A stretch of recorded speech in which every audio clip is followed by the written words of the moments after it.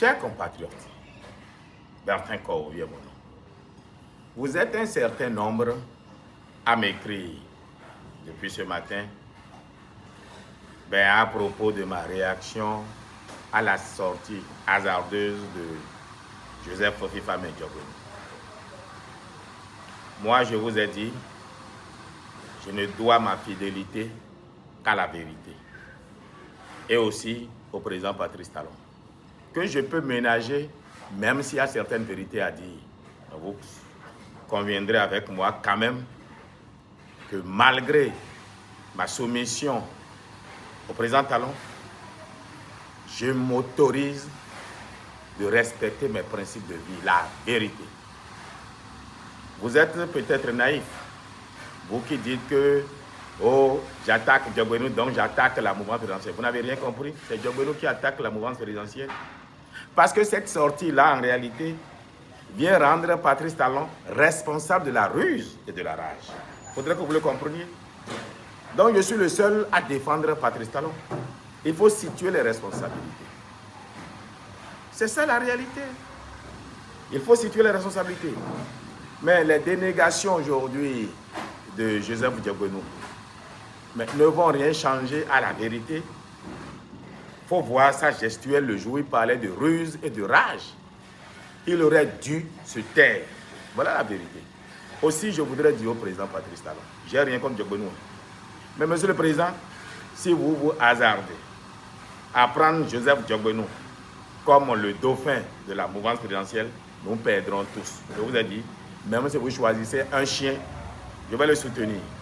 Mais je vous garantis que Joseph Diogbenu nous fera perdre. Ça, c'est une vérité mathématique.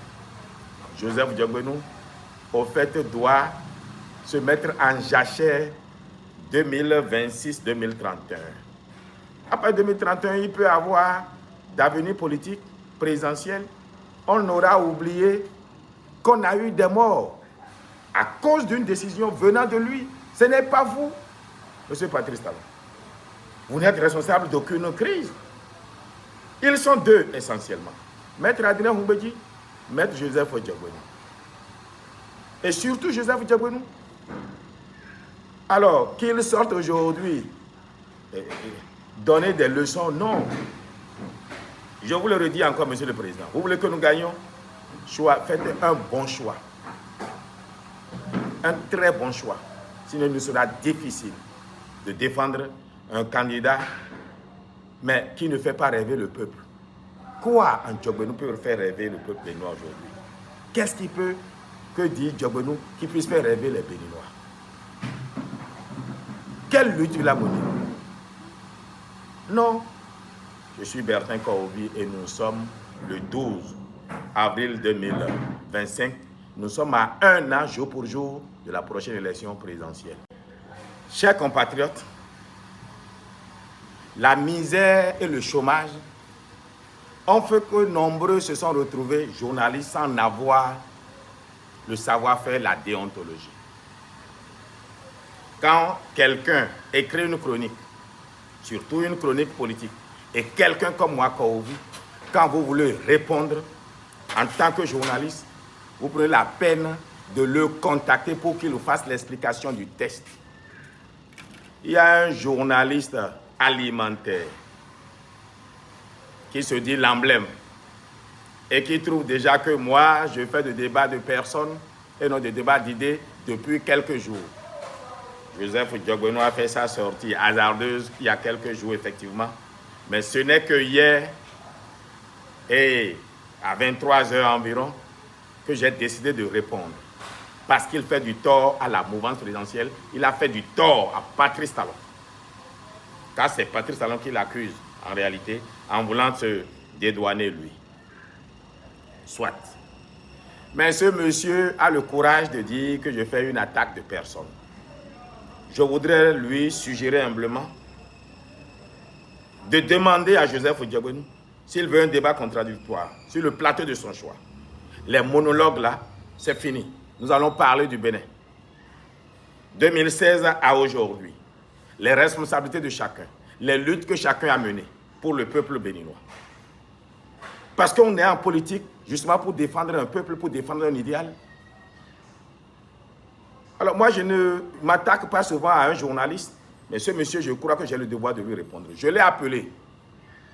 Je lui ai dit, je veux qu'il organise un débat entre moi et Diogbenou si Diogbenou le veut. Là où Diogbenou veut, quand il veut. Aussi, il faut que j'aide le président Patrice Talon à faire le tri, à faire le choix de qui peut être son candidat ou pas. Nous sommes à 12 mois, jour pour jour, de la prochaine élection présidentielle. On n'a pas encore une idée de qui sera le choix du président, mais je crois que le président même a commencé par se rendre compte de qui peut lui faire gagner une élection. Moi, il n'y a rien contre Joseph Diogbenou, mais il ne peut pas nous faire gagner une élection. C'est impossible dans Z. Même si on le voulait, on peut laver Joseph Diogbenou à l'eau de Cologne. Il sentira toujours la ruse et la rage. Je n'ai rien contre lui. Et puis, je crois que le moment est venu de lancer le débat. Et si le Bénin vous était confié, qu'est-ce que vous allez faire? Il faut que beaucoup commencent par se prononcer, y compris les membres du gouvernement. Être dans un gouvernement ne vous donne pas le droit de dire « nous avons fait ceci ». Qu'est-ce que vous allez faire? Comment vous conceptualisez le développement dans votre pays? C'est capital.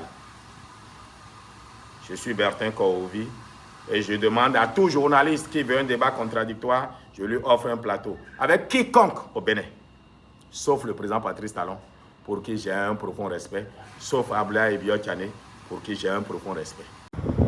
Chers compatriotes, vous êtes nombreux à vous plaindre de ce que vous avez des tonnes et des tonnes de soja. Et aujourd'hui, à Glodibé, on ne vous l'achète plus. Mais le soja a encore un marché au Nigeria. Le soja a un marché au Togo. L'espace de l'usine de Glodibé a besoin de plus 300 000 tonnes de soja. Je sais que vous êtes allé à 650 000 tonnes.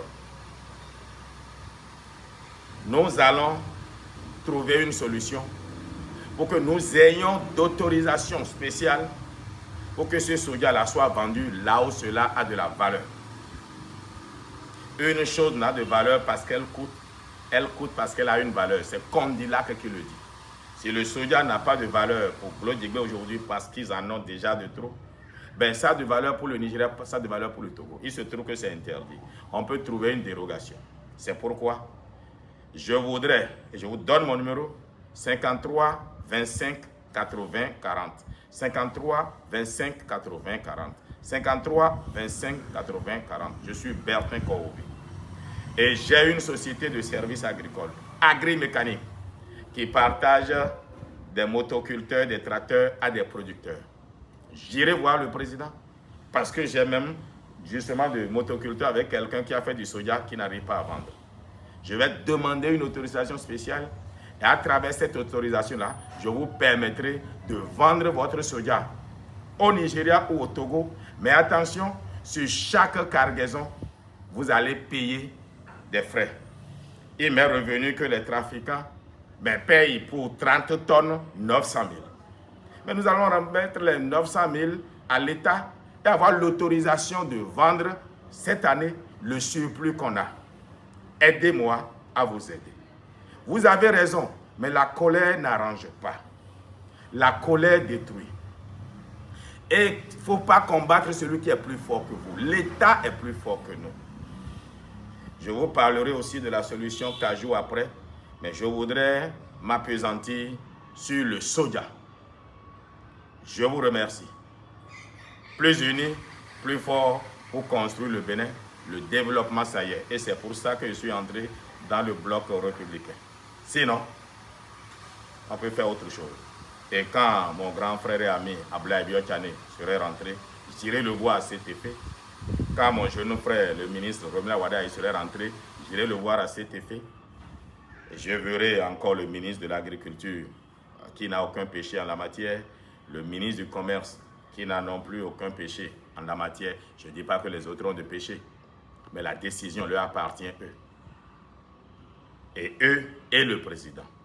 Agri-mécanique va se mettre devant. N'allez pas dire qu'on veut faire du commerce. Je suis consultant j'écris des programmes de développement. Mais il faut que nous trouvions une solution pour vous. Je vous remercie.